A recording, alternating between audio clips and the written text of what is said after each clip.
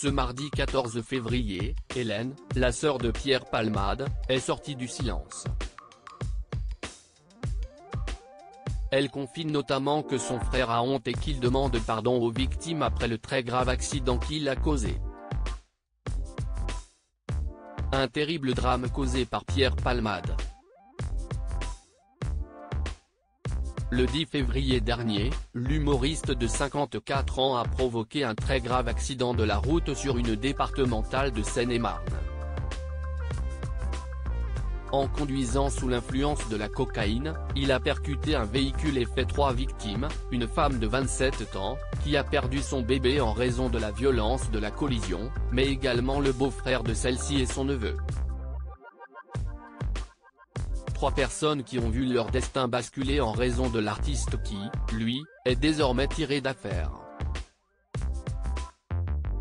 Sorti de réanimation, il a été transféré en chirurgie digestive et vient d'être également placé sous contrôle psychologique avant d'être prochainement entendu par les enquêteurs. Après le drame, l'heure est désormais à la prise de conscience de la part de Pierre Palmade. Pierre Palmade catastrophé demande pardon aux victimes. Sa sœur, Hélène Palmade, est ainsi sortie du silence via la 5 jours après le terrible accident, elle a donné des nouvelles de son frère et fait des confidences sur son état d'esprit. J'ai pu voir mon frère Pierre à l'hôpital, a-t-elle déclaré, en révélant que l'humoriste se réveille peu à peu et réalise l'horreur de ce qui s'est passé, de ce qu'il a causé. Il est catastrophé, il a honte, a-t-elle assuré. L'idée d'avoir détruit la vie de cette famille le dévaste.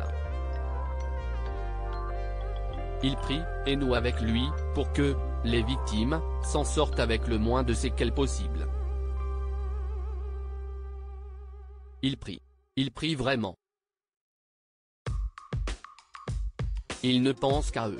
Il assumera toutes les conséquences de ses actes avec la conscience terrible qu'il ne pourra jamais réparer le mal qu'il a fait. Aussi vain que cela puisse paraître, Pierre leur demande pardon du plus profond de son âme.